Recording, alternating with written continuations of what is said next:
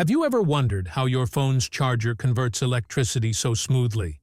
Or why LEDs glow only in one direction? Behind these everyday miracles lies one tiny yet powerful component: the diode. In today's video, we'll explore what a diode is, how it works at the atomic level, and why its one-way behavior is the foundation of modern electronics. A diode is one of the simplest semiconductor devices, yet also one of the most influential. At its core, it allows current to flow in one direction while blocking it in the other, much like a one-way valve for water. This simple feature makes diodes essential in chargers, power supplies, radios, televisions, and countless other devices we use every single day. There are several types of diodes, each serving different functions. The PN junction diode is used for rectification, while the Zener diode is ideal for voltage regulation. Schottky diodes offer fast switching and low voltage drop, and LEDs emit light in various applications. Photodiodes detect light, whereas tunnel diodes and PIN diodes are used in high-frequency circuits. Varactor diodes act as variable capacitors, and avalanche diodes protect against voltage spikes.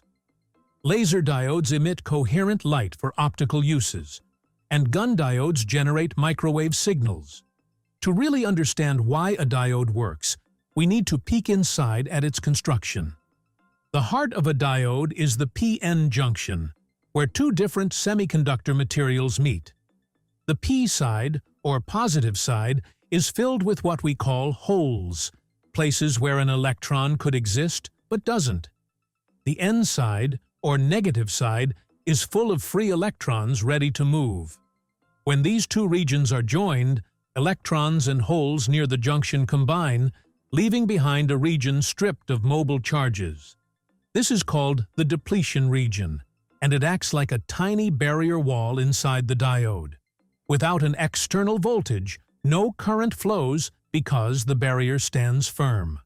Now, let's apply a forward bias. When the positive terminal of a battery is connected to the P side and the negative to the N side, the external voltage pushes holes and electrons toward the junction, shrinking the barrier. Once the applied voltage crosses about 0.7 volts for silicon diodes, the barrier collapses enough for electrons to jump across freely, and current flows. This is why a diode in forward bias conducts like a closed switch. But flip the battery around and everything changes. In reverse bias, the positive terminal connects to the N side and the negative to the P side. Instead of shrinking, the depletion region widens.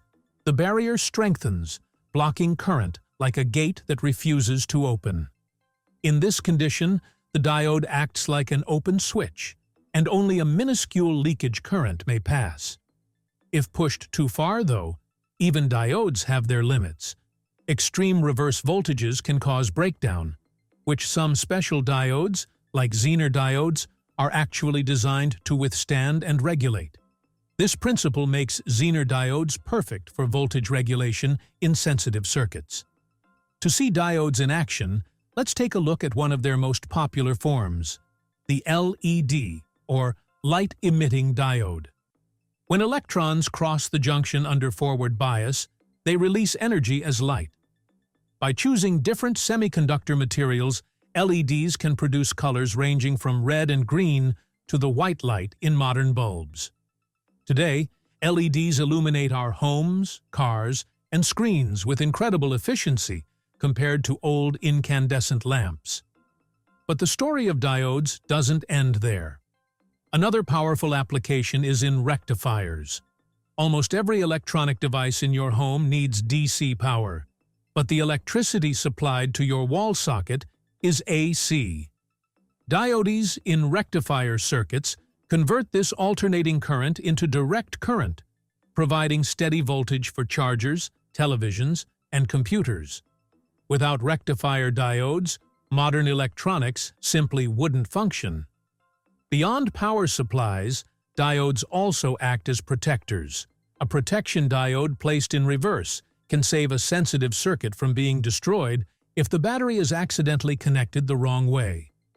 You can check the I button for how a rectifier converts AC to DC.